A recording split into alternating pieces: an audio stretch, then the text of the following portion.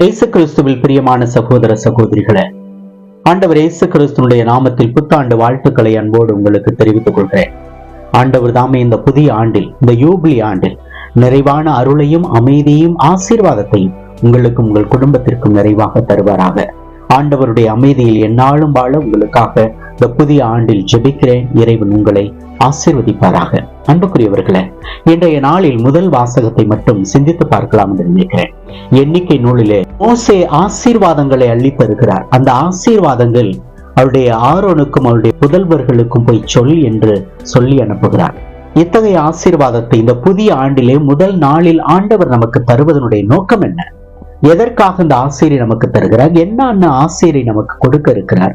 இந்த ஆண்டு முழுவதும் எப்படிப்பட்ட ஆசீர்வாதமான வாழ்க்கையை நாம் பெற்றுக்கொள்ள போகிறோம் என்றெல்லாம் இன்று நான் சிந்தித்து பார்க்கலாம் என்று நினைக்கிறேன். எண்ணிக்கை நூலில் அதிகாரம் 6 இறை வார்த்தை 24 ஆண்டவர் இவ்வாறு சொல்கிறார்: ஆண்டவர் உனக்கு ஆசி வழங்கி உன்னை காப்பாராக என்று சொல்கிறார். ஆண்டவர் எதற்காக நம்மை காக்க வேண்டும், எப்படி காக்க வேண்டும், எதிலிருந்து நம்மை காக்க வேண்டும் என்றெல்லாம் சிந்தித்து பார்க்க வேண்டும். ஆண்டவர் உனக்கு ஆசி வழங்கி நிறைவான ஆசியை கொடுத்து, அந்த ஆசி எதற்காக என்றால் உன்னை காப்பதற்காக, உன்னை வழிநடத்துவதற்காக. அந்த எதிலிருந்து என்னை காக்க போகிறார் என்று யோசித்து பார்க்கிறோம் என்றால் எபேசிய திருமடல் அதிகாரம் 15 இறை வார்த்தை 21 இவ்வாறு வாசிக்கின்றோம்: தீயோனின் கையில் இருந்து நானே உன்னை காப்பேன் என்று ஆண்டவர் சொல்கிறார். அப்ப ஆண்டவர் காப்பது என்பது தீயோனின் கையில் இருந்து, தீமையின் அழகையின் பாதையில் இருந்து, அழகையின் வழிகளில் இருந்து, ஆண்டவர் தீய நாட்டங்களில் இருந்து என்னை முழுமையாக காக்க போகிறார். தீமையான பாதைகளில் இருந்து என் வாழ்வில் எதையெல்லாம் நான் சந்தித்துக் கொண்டிருக்கிறேனோ, எத்தகைய தீமைகளை சந்திக்கிறேன், நோயாக இருக்கலாம், பிரச்சனையாக இருக்கலாம், வாழ்வில் போராட்டங்களாக இருக்கலாம், அது எது வேண்டுமானாலும் இருக்கலாம், அத்துணை தீமைகளிலும் இருந்தும் ஆண்டவர் என்னை காக்கின்றவராக இருக்கிறார், என்னை பாதுகாப்பவராக இருக்கிறார். அத்தகைய ஒரு ஆசீர்வாதத்தை தான் ஆண்டின் முதல் நாளில் இன்றைய வாசகம் நமக்கு எடுத்துரைக்கிறது. அன்புக்குரியவர்களே, தெசலோனியருக்கு எழுதிய முதல் திருமடல் அதிகாரம் 5 இறை வார்த்தை 23 இவ்வாறு சொல்லப்படுகிறது: நம் ஆண்டவர் இயேசு கிறிஸ்து வரும்போது உங்களுடைய உள்ளம், ஆன்மா, உடல் அனைத்தையும் குற்றமின்றி முழுமையாக அவர் காப்பாராக. அப்ப ஆண்டவருடைய அந்த ஆசி எதற்கு உரியது அப்படின்னா, ஆண்டவர் இயேசு கிறிஸ்து வந்து விட்டார், பிறந்து விட்டார். அவர் வரும் பொழுது உங்களுடைய உள்ளம், ஆன்மா, உடல், அப்ப முழு சுகத்தையும் முழு வாழ்வையும் ஆண்டவர் நமக்கு கொடுக்கிறார் இல்லையா? உள்ளம், ஆன்மா, உடல் அனைத்தையும் சும்மா அவர் காக்கவில்லை, குற்றமின்றி முழுமையாக அவர் காப்பாராக. அப்புறம் பரிசுத்த ஒரு பிள்ளைகளாக, ஆண்டவருக்கு உகந்த பிள்ளைகளாக, ஆண்டவருக்கு உகந்த பலியாக உங்களை மாற்றுங்கள் என்று பவுலடிகளார் சொல்வதை போல நமது வாழ்வில் ஆண்டவருக்கு உகந்த பிள்ளைகளாக, முழுமையாக ஆண்டவருக்கு சொந்தமான பிள்ளைகளாக ஆண்டவர் இந்த ஆண்டில் நம்மை காக்க போகிறார் என்பதுதான் உண்மை. அந்த முதல் ஆசீர்வாதம் ஆண்டவர் நம்மை பாதுகாப்பது. இரண்டாவதாக, ஆண்டவர் தம் திருமுகத்தை உன்மேல் ஒளிரச் செய்து உன்மீது அருள் பொழிவாராக. முதல் நம்மை காப்பாராக, இரண்டாவதாக நமக்கு அருள் பொழிவாராக. எப்படி அருள் பொழிகிறார் ஆண்டவர்? ஆண்டவர் தன் திருமுகத்தை உன்மீது ஒளிரச் செய்து உனக்கு அருள் பொழிவாராக. இன்னைய உலகத்துல நமக்கு பிடிச்சவங்க, பிடிக்காதவங்க அப்படின்லாம் ரொம்ப பேர் இருப்பாங்க. பிடித்தவர்கள் என்றால் நம்மோடு உரையாடுவார்கள், அருகில் நிற்பார்கள், இணைந்து பேசுவார்கள். ஆனா நம்மளை பிடிக்கல அப்படின்னா முகத்தை திருப்பிட்டு போயிடுவாங்க. நம்மளை யாருனே கண்டுக்க மாட்டாங்க. நம்ம ஒரு பகுதியில போயிட்டு இருக்கோம்னா நம்ம பார்த்துட்டாங்கன்னா அங்கேயே திரும்பிட்டு இன்னொரு ரூட்ல போயிடுவாங்க. இதுதான் இந்த இயல்பு. நம்மளை பிடிக்காதவர்கள் நம் முகத்தை பார்க்க மாட்டார், அவர்கள் திருப்பி கொண்டு சென்று விடுவார். ஆனால் ஆண்டவர் தம் திருமுகத்தை உன்மேல் ஒளிரச் செய்து அப்படின்னா உன் பக்கமாக திரும்பி, உன் அருகில் வந்து, உனக்கு நேருக்கு நேராக உன்னோடு நின்று உனக்கு அருள் பொழிவாராக. ஆண்டவர் என்னோடு நடந்து வர போகிறார், ஆண்டவர் என்னோடு பயணிக்க போகிறார், ஆண்டவர் என்னோடு உடனிருக்க போகிறார். ஆண்டவர் தம் திருமுகத்தை ஒளிரச் செய்வது என்பது ஆண்டவர் என்னோடு இணைந்து இருப்பது, என்னோடு பயணிப்பது, என்னோடு வாசம் செய்வது. அத்தகைய ஒரு நிலைக்குத்தான் ஆண்டவருடைய அருள் நமக்கு வெளிப்பட போகிறது. அன்புக்குரிய சகோதர சகோதரிகளே, தீத்து எழுதிய திருமடல் அதிகாரம் 2 இறை வார்த்தை 11 பார்க்கிறோம்: மனிதர் அனைவருக்கும் மீட்பராம் கடவுளின் அருள் வெளிப்பட்டுள்ளது என்று சொல்லப்படுது. அப்ப கடவுளுடைய அருள் என்பது எதன் வழியாக வெளிப்பட்டுள்ளது? மீட்பராம் கடவுளின் அருள் வெளிப்பட்டுள்ளது. அந்த மீட்பர் யார்? அந்த இயேசு கிறிஸ்து. அவர்தான் என்னோடு நடக்க போகிறார், அவர்தான் என்னோடு பயணிக்க போகிறார். மனிதர் அனைவருக்கும், எல்லோருக்குமான கடவுள், அவர் எல்லோருக்குமானவர், எல்லோருக்குமான கடவுள். அந்த மீட்பராம் கடவுளின் அருள் எப்போதும் வெளிப்பட்டு இருக்கிறது, வெளிப்பட்டுள்ளது. அப்ப ஆண்டவர் என்னோடு நடக்க போகிறார். அந்த கிறிஸ்து தான் என்னோட, யாரும் இல்லை, அந்த கிறிஸ்துவே என்னோடு நடக்க போகிறார். அந்த கிறிஸ்துவே என்னோடு பயணிக்க போகிறார். அந்த கிறிஸ்துவே என்னோடு உடன் நடந்து வரப்போகிறார் என்பதை இந்த நாளிலே ஆண்டவர் நமக்கு வெளிப்படுத்தும்.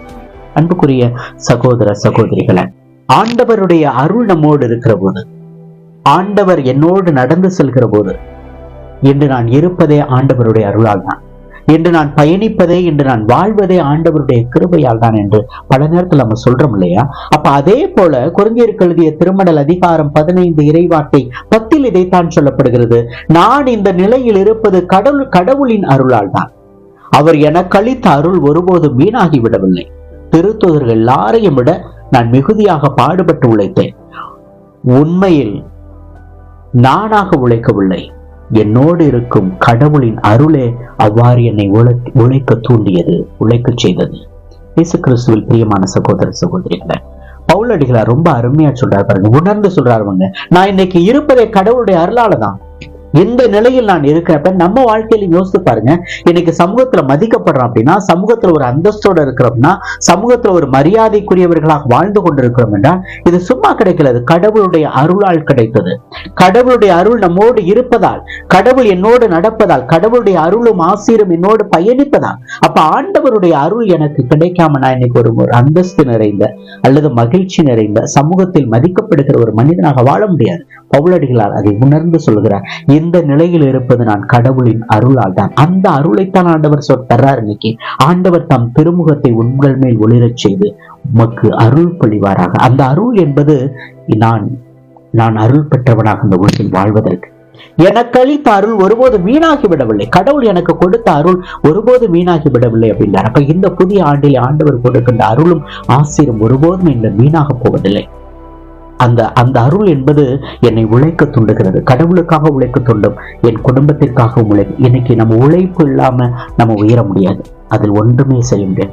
அப்ப ஒவ்வொரு நாளும் கஷ்டப்பட்டு உழைக்கிறோம், குடும்பத்தை காப்பாற்றணும், மனைவியை காப்பாற்றணும், பிள்ளைகளை காப்பாற்ற வேண்டும் என்று ஒவ்வொரு நாளும் ஓடுகிறோம், உழைக்கிறோம் என்றால் அந்த உழைப்பதற்கான சக்தியை, உழைப்பதற்கான தூண்டுதலை அல்லது குடும்பத்தோடு இணைந்து வாழ்வதற்கான மகிழ்ச்சியை அது ஆண்டவரே கொடுக்கிறார் என்பதை நாம் நினைத்து பார்க்க வேண்டும். அன்புக்குரிய சகோதர சகோதரிகளை, உழைத்து பெற்றுக் கொள்வதில் கிடைக்கின்ற மகிழ்ச்சி வேறு எங்கும் கிடையாது.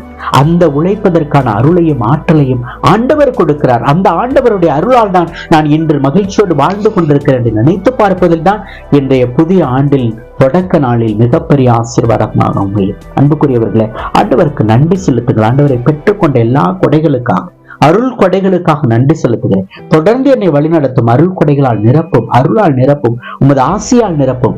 ஆசியால் நிரப்புகிற போது நானும் என் குடும்பம் மகிழ்ச்சியோடு நிறைவோடும் வாழ்வதற்கு ஏதுவாக இருக்கும் என்று ஜெபிப்போம், அருள் வேண்டுவோம். எபேசியர் எழுதிய திருமடல் அதிகாரம் 4 இறை வார்த்தை 7 இவ்வாறு சொல்கிறது: கிறிஸ்து கொடுக்க விரும்பும் அளவுக்கேற்ப நம் ஒவ்வொருவருக்கும் அருள் அளிக்கப்பட்டுள்ளது. கிறிஸ்து கொடுக்க விரும்பும் அளவுக்கு ஏற்ப.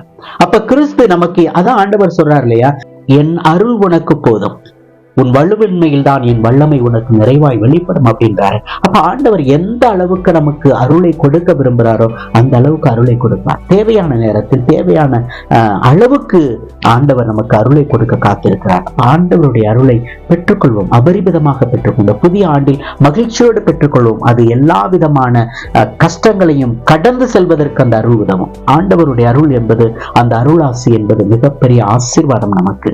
அதை மிகப்பெரிய கொடையாக பெற்றுக்கொள்வோம். கொரிந்தியர் எழுதிய திருமடல் அதிகாரம் 12 இறைவார்த்தை 31 சொல்கிறது: நீங்கள் மேலான அருள் கொடையையே ஆர்வமாய் நாடுங்கள்.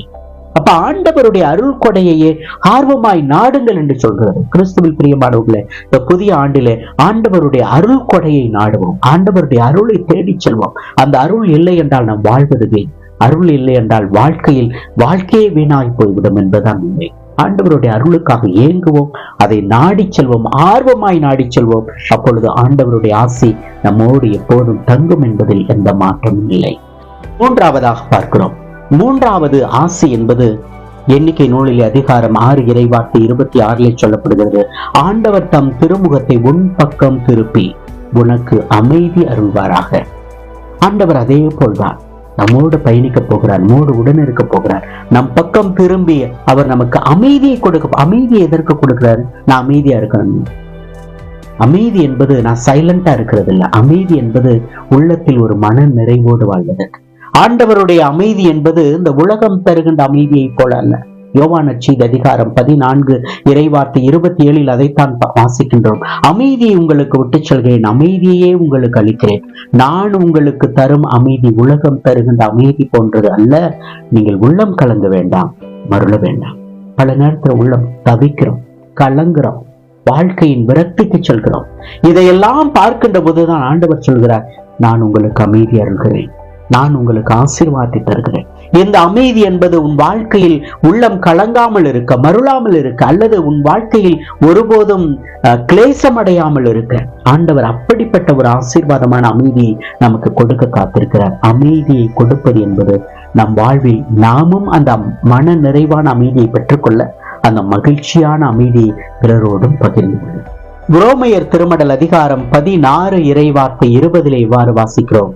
அமைதி தரும் கடவுள் சாத்தானை உங்கள் காலடியில் நசுக்கி போடுவார் என்று சொல்லப்படுது. அன்புக்குரியவர்களே, அமைதி தருகின்ற கடவுள் சாத்தானை நசுக்கி. அமைதிக்கும் சாத்தானுக்கும் என்ன தொடர்பு? அமைதி இருக்கின்ற இடத்தில் சாத்தானுக்கு இடமில்லை, சாத்தான் இருக்கின்ற இடத்தில் அமைதிக்கு இடமில்லை. அது ஒரு கழகத்தை மூட்டிக்கொண்டே இருக்கும், குழப்பத்தை உண்டு பண்ணி கொண்டே இருக்கும். சாத்தான் எப்போதும் ஒரு விதமான விரக்தியை, மனதில் ஒரு போராட்டத்தை ஏற்படுத்தி கொண்டே இருக்கும். அதான் உண்மை. அதான் கடவுள் மிக அருமையா சொல்றாரு, அமைதி தரும் கடவுள் சாத்தானை உங்கள் காலடியில் நசுக்கி போடுவார் என்று ரோமையர் திருமடல் 16:20 சொல்லப்படுகிறது. அன்புக்குரியவர்களே, ஆண்டவர் இன்று கொடுக்கின்ற அமைதி நம் அழகையில் இருந்து விடுதலை கொடுக்கின்ற அமைதி, தொல்லைகளில் இருந்து விடுதலை கொடுக்கின்ற அமைதி, பிரச்சனைகளில் இருந்து விடுதலை தருகின்ற அமைதி.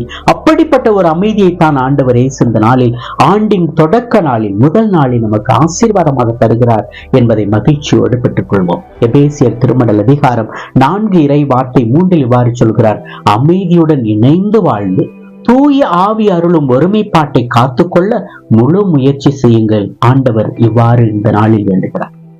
அமைதியுடன் இணைந்து வாழ்ந்து, நாம் அமைதியை ஆண்டவர் கொடுப்பதை எதற்காக? இணைந்து வாழ்வதற்காகத்தானே, ஒன்றுபட்டு வாழ்வதற்காகத்தானே. அதுவும் தூய ஆவி அருளுகின்ற ஒருமைப்பாட்டை காத்து கொள்ள முழு முயற்சி செய்யுங்கள். அப்ப ஒன்றுபட்டு இணைந்து மகிழ்ச்சியோடு ஒருமனப்பட்டு வாழ்கின்ற ஒரு வாழ்க்கையை அதை முயற்சி செய்யுங்கள். அந்த ஆசீர்வாதத்தை தான் நான் இன்று தருகிறேன், அந்த அமைதியை தான் நான் இன்று உங்களுக்கு தருகிறேன். சண்டை சச்சரவுகளை அகற்றி, பிரிவினைகளை அகற்றி, அல்லது வாழ்வில் இருக்கின்ற முரண்பாடுகளை அகற்றி ஒன்றுபட்டு வாழ்கின்ற ஒரு உணர்வை இந்த நாளில் நீங்கள் பெற்றுக்கொள்ளுங்கள் என்று ஆண்டவர் நமக்கு மிகப்பெரிய ஆசீர்வாதமாக நமக்கு தருகிறார். மேலும் ஆண்டவர் சொல்கிறார், ரோமையர் திருமடல் அதிகாரம் 12 இறை வார்த்தை 18 கூறுகிறார், இயலுமானால் உங்களால் முடிந்தவரை எல்லோரோடும் அமைதியுடன் வாழுங்கள். எவ்வளவு பக்குவமாக ஆண்டவர் நமக்கு எடுத்திருக்கிறார் பாருங்க. இயலுமானால் உங்களால் முடிந்தவரை எல்லோரோடும் அமைதியுடன் வாழுங்கள் என்று ஆண்டவர் நம்மை கெஞ்சி கேட்கின்றார். அப்போ அன்புக்குரியவர்களே, இன்று ஆண்டவர் கொடுக்கின்ற அமைதி அது என்னோடு மட்டும் வைத்துக் கொள்ளுகின்ற அமைதி அல்ல. அது இயலுமானால் முடிந்தவரை எல்லோரோடும் அந்த அமைதியுடன் வாழுங்கள், அமைதியோட சமாதானத்தோடு வாழுங்கள், சண்டை சச்சரவுகள் இல்லாமல் வாழுங்கள். ஆண்டவர் கொடுக்கின்ற அமைதி என்பது ஒரு மிகப்பெரிய சமாதானம், மிகப்பெரிய மகிழ்ச்சி.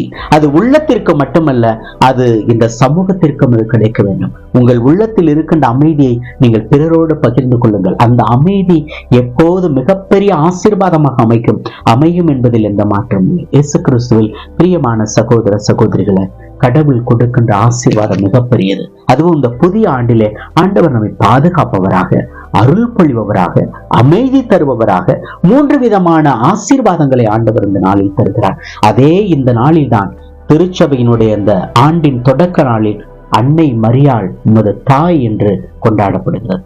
அன்னையினுடைய தாய்மையை நினைத்து பார்க்கிற போது அன்னையினுடைய அருளாசீரும் இந்த முதல் நாளை நமக்கு நிறைவாக கிடைக்கிறது. ஒரு தாயாக கடவுள் தாமே உடன் இருக்க போகிறார். அன்னை மரியாள் நம்மோடு பயணிக்க போகிறார். ஒரு தாய் நம்மோடு உடன் இருக்கிற போது ஆபத்துக்கள் இல்லை, தொல்லைகள் இல்லை, பிரச்சனைகள் இல்லை, எல்லாவற்றையும் அவள் பார்த்துக் கொள்வார் என்ற நம்பிக்கையோடு பயணிக்க இந்த நாளில் நமக்கு அர்ப்பணிக்கிறது. இந்த நாளில் ஆசீர்வாதத்தை பெற்றுக் கொள்வோம். ஆண்டின் தொடக்க நாளில் ஆண்டவரோடு பயணிப்போம். ஆண்டவரோடு பயணிக்கிற போது அவர் நம்மை பாதுகாப்பார், அவர் நமக்கு அருள் பொழிவார். அவர் நமக்கு அமைதியை தருவார். இயேசு கிறிஸ்துவில் பிரியமானவர்களே, இந்த புதிய ஆண்டு ஆசீர்வாதமாய் அமையட்டும். இறைவன் தாமே உங்களோடு தங்கி இருக்கட்டும். இறைவன் தாமே அவர் தருகின்ற முழு ஆசீரும், அந்த பாதுகாப்பும் அருளும் அமைதியும் உங்களோடும் உங்கள் குடும்பத்தோடும் தங்கி இருக்கட்டும். இந்த ஆண்டு மகிழ்ச்சி நிறைந்த, ஆசீர்வாதம் நிறைந்த, அருள் நிறைந்த ஆண்டாக உங்களுக்கும் உங்கள் குடும்பத்திற்கும் நிறைவாய் கிடைக்க வேண்டுமாய் ஜெபிக்கிறேன். இறைவன் உங்களையும் உங்கள் குடும்பத்தையும் நிறைவாக ஆசீர்வதிப்பாராக. ஆமென். மீண்டும் ஒரு முறை உங்களோடு பகிர்ந்து கொள்கிறேன். ஆண்டவருடைய மகிழ்ச்சி நிறைந்த புத்தாண்டு வாழ்த்துக்களை உங்களோடு பகிர்கிறேன். இறைவன் ஆசீர்வதிப்பாராக. ஆமென்.